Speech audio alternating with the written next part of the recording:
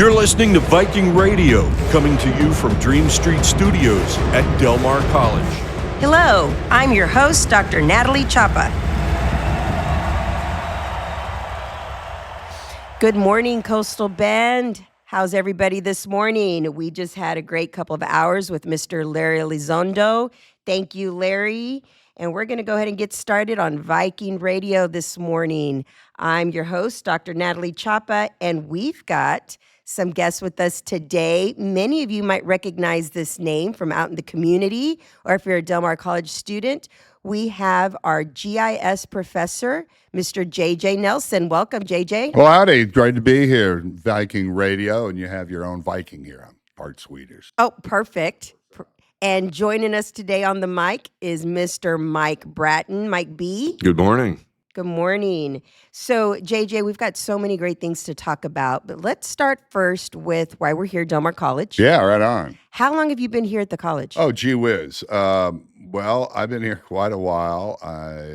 Years ago, I took I graduated from the University of Minnesota Duluth, but then I ended up taking some courses here. So you are a Viking. To other things. And then I actually picked up my AAS degree in GIS. My earlier degrees were in history and political science from the University of Minnesota.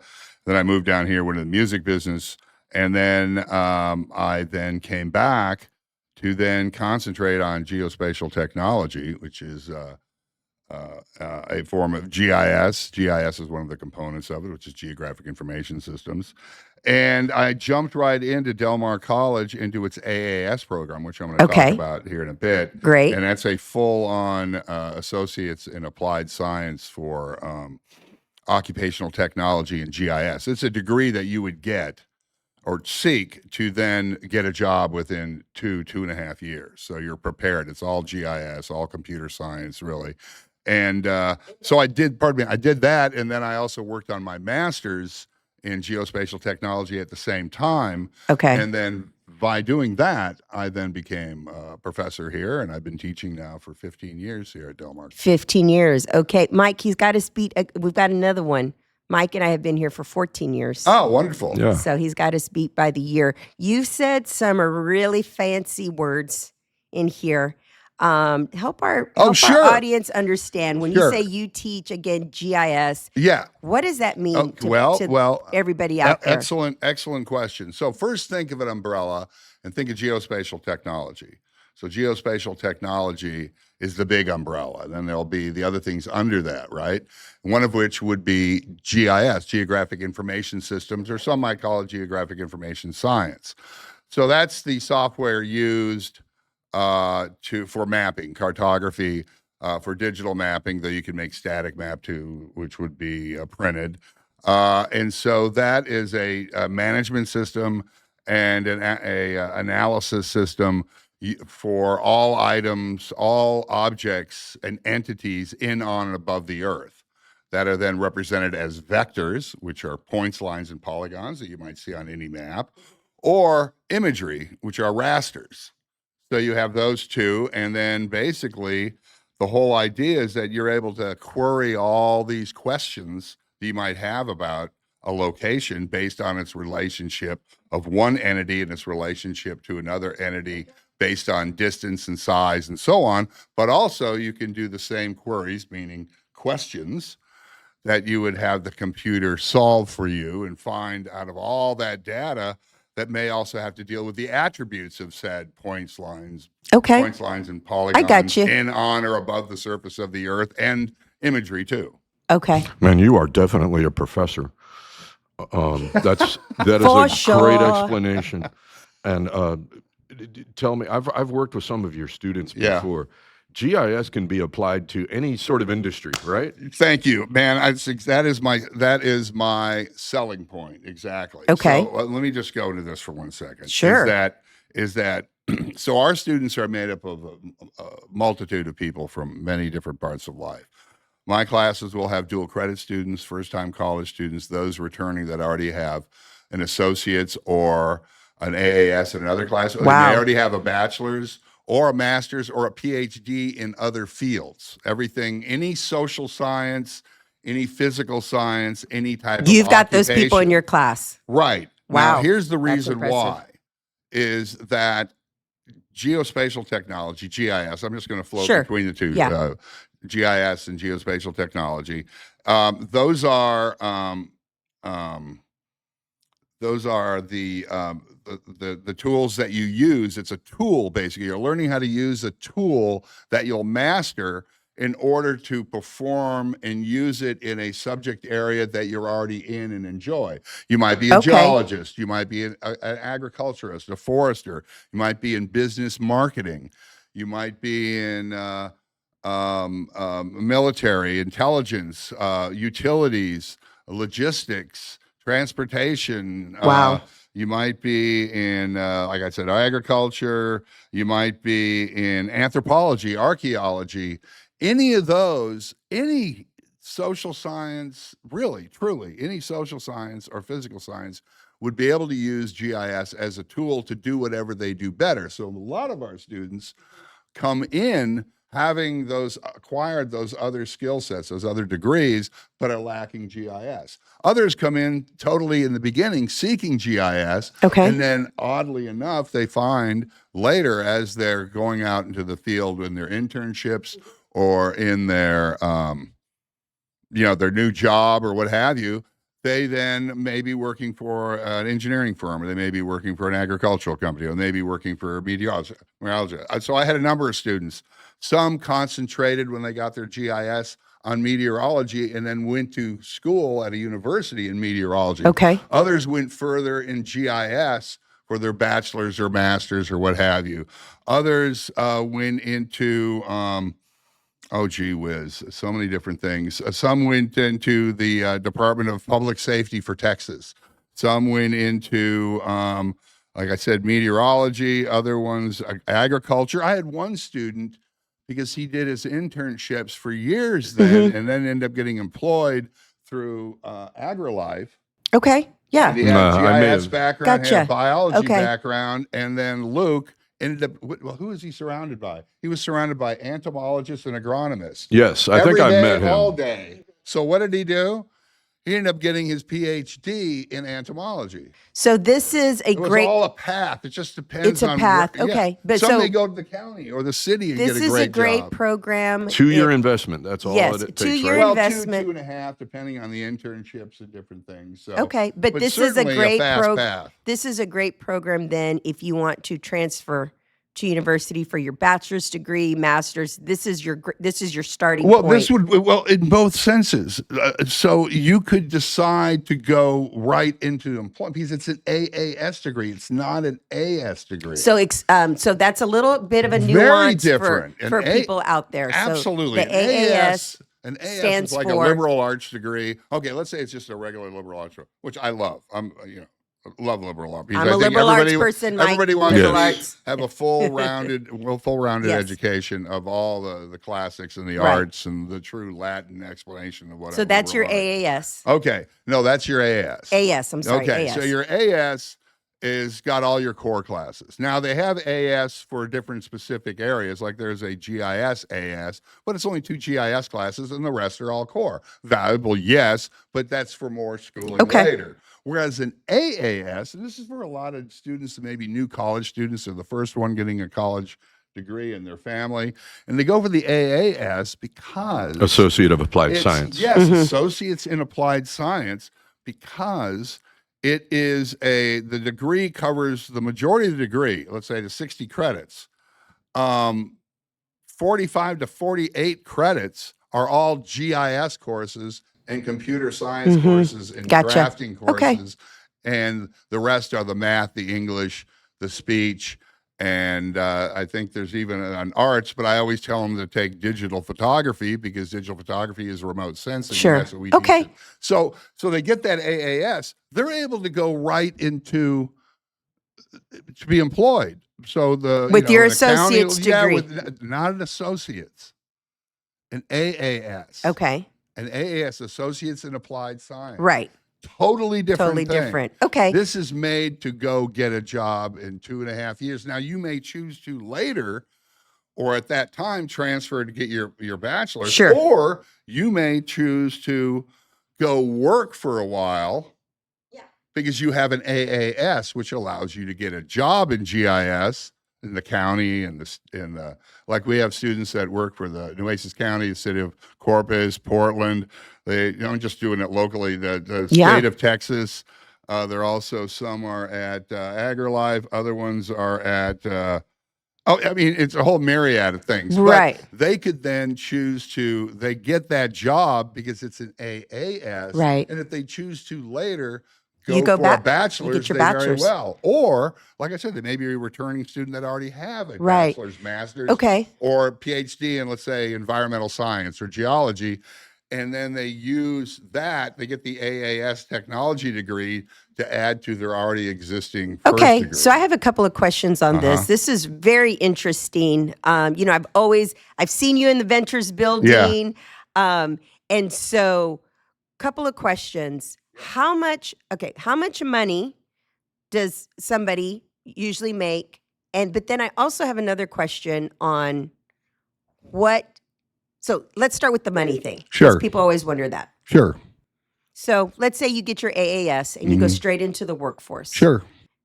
How much money is this? Well, depending on the... Good question. Now, if you just have the AAS, which is a great degree to have to either further your education in the bachelor's or go ahead and get a job right away and then decide on your future later.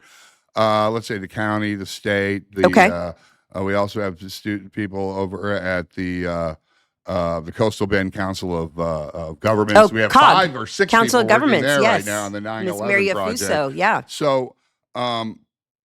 So you could, now this is in Corpus. Remember, incomes are based also in the location you're at. So it's how much money you make, but then how much money you're able to spend, because it may be cheaper in some communities like here than it would be in Austin, right? So here they could start going in on their first job at 35, 40, maybe a little bit more, and they start working their way up. Or it might be more if they're going into the private sector with an engineering company, Sure. GIS firm. Okay. Once again, it's, they go in this would be their first job. So like any of them. Yeah, you're starting. Like we start them off with internships. Many times they do 1 or 2 3 to 6 months internships. So towards the end of their degree, by the time they then graduate, they already have close to a year's worth of experience at a GIS shop, whether it's working for a jurisdiction or a private company. I think this is helpful for people to hear. But here's the key too, is that let's say you're already an environmental scientist, environmental scientist or a geologist or what have you, but you don't have GIS. You added that GIS component. Now, not only are you more marketable, your ability then to increase your pay increases too. I've had students just recently, they got to up in their income after only a year or 2 years, because then they proved themselves and they moved up considerably within a year, 2 years, or what have you. Because of course it's always show me what you supposedly right. learn. Let's see it, and then they're able to produce. Our courses are all heavy on the software application. And geospatial technology. So what do you have? I'm sorry, Mike, you look like you have a question. Go for it. I'm dying to ask this question. Go for it. If we can segue to cool stuff like becoming a drone pilot. Okay. Ooh, the drone pilot. Okay. Del Mar College has a FAA program, a test prep course for becoming a drone pilot. That falls under GIS? Yes, it does. Actually, that's a great question. So GIS, remember we talked about the umbrella, geospatial technology, right? Okay. And we said under that was geographic information systems, or also they call geographic information science, which is utilizing the mapping softwares to organize, manipulate, manage. You have so much data and you're working with it. It's all very computer heavy, right? Other things are in there too, like remote sensing. Remote sensing could be satellites, could be aircraft, could be drones. When I say drones, and I may say SUAS, that small unmanned aircraft system. Everybody calls them drones, but that's what they are. So, and then also underneath that umbrella, right, is satellites and aircraft and drones. So those are all remote sensing. And those are what people data understand from afar. We'll be right back. This is where you want to be, to dream, to grow, to graduate and succeed. This is Oso Creek Campus at Del Mar College.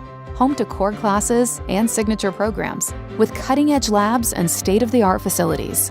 This is a place of innovation, transformation, and support. This is your time, your future. This is where you belong. Learn more at dmcdreams.com. And just for everybody joining in, we've got Mr. J.J. Nelson, a GIS professor here at Del Mar College. We're talking about some really cool stuff right now regarding the unmanned, say it again, J.J. SUAS. So it's SUAS, small unmanned aircraft systems, what we call drones. What we call drones. And that seems like a booming thing, well, right? It is a booming thing, but you got to be careful about it too, because just because you get a license doesn't mean you can do anything. Here's the deal, and I tell this to everybody. Yeah, sure. I always tell them, if you're interested in it, see if you can get the license. If you can get the license, then you're like, okay, well, they're trying. They got that license. Let's move further. It's not the flying of the drone that makes the money.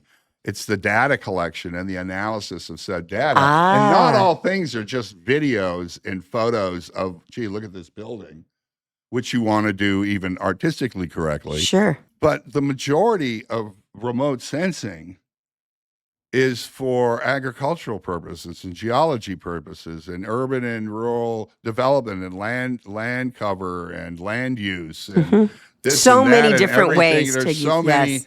Yeah. And so those all dictate the amount of money somebody's going to make at it. So I always like to say that, okay, if you're you were just interested in drones, well, great. Take the first class, and you can take it as a college level course. It's fundamentals of UAS, and you can take it as a college level course, which is $23.71. Okay. Or because you might have grants or scholarships or what have you. Okay. Or you can take it as a continuing ed course for far less through corporate services. For, let's say, I'm just throwing it out there. Let's say $100. Continue under right, CE, right, continuing education. continuing education, right? Corporate services. Oh, okay. It's a continuing ed course through corporate services on the West Campus. Okay. And Dara Betts. Under Ms. Dara Betts. And so they take that course. That course really is a prep course. It teaches you, it prepares you with all the information necessary through a series of 16 modules and 16 quizzes and exams at the end and some assignments and such to be prepared to take the FAA exam. Now, the FAA exam is separate from my course, but it's the reason you're taking my course, whether it be the continuing ed or whether it be the college level course, all right? And you take that to learn what you need to in that course, which is a 16-week self-guided, self-paced online course. But it's up to you to take it to its conclusion by going through the work every week as fast or as slow as you need to, but you have to be done in 16 weeks regardless. Okay. And of course, like all things, you don't want to pack everything in the last week. Now, the whole idea is once you've completed that course and you've passed that course, my course, you should be adequately prepared if you did it right to then pay the $150 to the FAA to then take that exam in a test location they have locally. But if you fail it, you have to pay another $150 and take it again. If you fail it, you have to pay another. So the whole idea is to do as well as you can on that GUAS, Geographic Unmanned Aircraft System course, so that you can pass the FAA exam the first time. Once you've done that, then you've earned the license. Okay. So that you can the rules and regulations about when you can fly and when you can't fly and how to prepare and everything that's associated with it. There's a lot. And what we don't want are people in the air. That's a danger to you and I. To the community. Right. And so the moral of the story, get started at delmar.edu. That's right, with Mr. J.J. Nelson. Now, some of you out there might know J.J. from a different we're going into my other world, my other hat. So if you've been to the Bay Jammin concert series at Cole Park, which is a staple at my house, right? Thursday nights and Friday nights, then you have heard Mr. J.J. Nelson talk up on stage. JJ, give us I just can't believe I ate up 15 to 20 minutes already. It's crazy, right? I It know. goes fast. It goes by fast. Wow. But I want to touch on this because Okay. my family and I moved here 18 years ago, Yeah. and this was a staple for us. Oh, wonderful. Always, always. So talk a little bit about what's going on this summer. Well, just a brief history first. We started this with the city. The city allowed us to use their amphitheater and their park and their staff and security and stuff. And then we went in and started doing the first there was concerts, and then we added the movies in 2003, 2004. 36 years. It was a means early on of marketing bands from not only locally but statewide and nationally. Back in the day before there was social media, you had to do events. You had to do record store releases. If you remember those, nobody does. I do. Rob does. Stations, Mike does. The bands would go to the radio stations, do interviews, and you do club nights and the whole thing. And it was the whole setup of that type. Well, that all ended, and then social media came into fore. And that kind of took over. And so we set up a nonprofit entity several years back, and it's the Bay Jammin Series, Inc., which is a 501c3 nonprofit charity. Okay. And basically, we go out, get grant money from like the Arts and Culture Commission, You've got ATV tons community, of sponsors. and then we have lots of local sponsors. Yes, a and lot if of you look local at them, sponsors. a lot of them are music venues and restaurants and different things of that nature. All very community-minded people, and had some of them been with me since day one, 1989. And so the concerts are every Thursday, 7:30 p.m. right, and then it goes to 7:30 p.m. to 10:30 p.m. And we usually have two bands a night, and it goes till August 20th are the concerts. So And June I want to 5th through August 20th. And I want to tell people out there, it doesn't matter how old you are. yeah, This is for if you've got littles, Yeah. if you want to go on a date. I've seen people on date night. I've seen families come, friends get to big groups because there's so much space. The backdrop of Cole Park. Oh, yeah, it's I a mean, beautiful really, bayfront. There's nowhere better. And then, so this is, if you're out there and you've never been, Right. oh, please come join. Bring a blanket, bring your lawn chairs, bring your dogs, bring your pets on a leash, and bring some water, and you're going to have a great time. Well, and there's we do a food wide trucks out genre. there. We do a wide genre of music. We do all types of music. But also, let's not forget, in 2004, 3, Right, you started the movies. We added the movies, and so those are very popular with the families So and the kids and popular. everything. We do all family-friendly films, always G-rated. And, well, our whole program is family-friendly. Yes. And you're right. We have it's mom, dads, kids, Everybody. uncles, aunts, neighbors, colleagues, out-of-town guests. Bring your mosquito spray. Out of town. Well, right now you would, but you know what? It's not so bad. Once that sun goes down, the wind shifts and it comes off the bay, and it's actually quite pleasant out there. Now there'll probably be some more mosquitoes out Beautiful. there than usual now, or might not. I know they spray, but always come prepared. Always come prepared. Okay, and you should in Corpus Christi. Can I make a suggestion for next year's movie lineup? Yeah. Legend of Billie Jean. Oh, yes.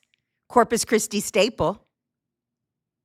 I might be. Yes, we could certainly look at it. We could Sounds certainly- good. There's- I'm sorry. Is it not? Is it rated PG? Yeah, or- it's yeah. Oh, I'm sorry. I'm Darn, sorry. that's right. Right. I would, but I'm very, very, very, did I say very careful about Bananas. making one mistake. All I got to do is one mistake and go, oh my gosh, how did that make But it through? you know what? But Yeah, no, yes, that's such a staple. Yeah, I can't. Yeah.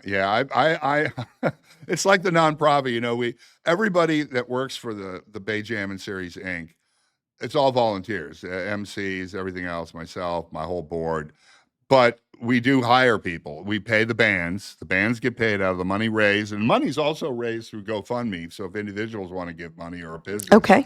But the I got to make this quick. I forgot what I was going to say. Wait. No worries. No worries. Um, I want to encourage anybody who has never been, please go out there. But it's also very popular. A lot of people are out. So Yeah, now I go remember. out So, there. so the only thing we pay, everything, nobody gets an income. There's no management fee, executive fee, administrative fee. All the money go to the band members, hotels if they're coming from out of town. We feed them with meal tickets. It's sound and lighting production. Those guys are doing a hard job out there. They start at 3 p.m. and it's hot, and they go to and the sun is out. 11:15. And those guys, because they run the movies and the concerts, because we have a big giant screen for the movies, and we have to have that right audio visually. We also pay our stage managers because they got to put up all the banners. Okay. Who pay for the sponsorships. That's right. And we pay movie licensing. Movies are $580 a piece. Is that right? Copyright licensing, and that doesn't include even buying them. I didn't even realize that. So you add each movie. Let's say I have 10. I think I have 11 this year. It's $860 a piece. Wow. Okay. Plus it's also the price of the DVD, which would probably be about $20 to $30. So that goes. All the arts and graphics work, we pay our arts and graphics. But why? Because, well, that's their job. That's what they do to make a living. And so you've got a Facebook page. So if somebody's listening like, I want to see a list of everything, where do they go on the Facebook page? If I may, you can go to just Google Bay Jammin Concert and Cinema Series, and you'll get a number of sites. Mm-hmm. Two of which are two of our Bay Jammin sites through Facebook. One is a group that you join so you can share photos and videos and get your friends involved. And the other one is the page. Okay, I've got 17,000 on the page, and we've got like 6,000 in the group. But the other thing is the link to the City Parks and Rec Bay Jammin is there, and you can, from there, actually from both, you can download the calendars. Perfect. For both the cinema calendar and the I usually do calendar. that. I'll print it out and put it in my office. And that way, every Thursday, Friday, I know what's coming up. And there's links also to Visit Corpus Christi and so on and so forth. Shout and all out those to VCC, yes. Yeah. Because it's great for our tourists as well. Absolutely. You know, JJ, I think you're such a great example. We've been talking a lot on the show about how sometimes just one person can make such a big difference in people's lives. And I just want to thank you for coming on the show with Mike and I today. I'd love to, man. This is You're great. a great example of the Viking way here at Del Mar College, but I also, as a community member, man, in raising my kids here. Yeah. I appreciate everything that you've done just with Bay Jammin Concert Series. And thank you so much for joining us today. It has been such a pleasure to have you. I want to give a big thank you to all the volunteers that work with me and my board and the sound company I use, Mellon Sound, and Andrew and Red, who also works for the college. Without those folks around me working with me, and the band's working with me too, and none of this would be able to happen. Sure, I'm pointing it through, but what I'm saying is, I wouldn't be able to do this job. Shout out to those volunteers without all of those folks that do everything they're doing. Thank y'all. Thanks, you JJ. to all the Huge. volunteers for making this city a great place to live and experience. So everybody, Coastal Bend, have a great rest of your morning. Nice. And if you're interested in GIS, check out delmarcollege.edu. Have a great day, everybody. Actually, it's delmar.edu. Sorry, delmar.edu. Thank you, Mike B, for correcting me.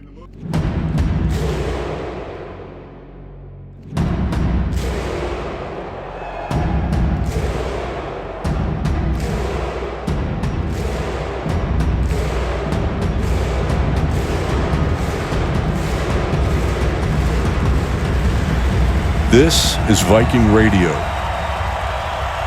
This show is a production of Del Mar College.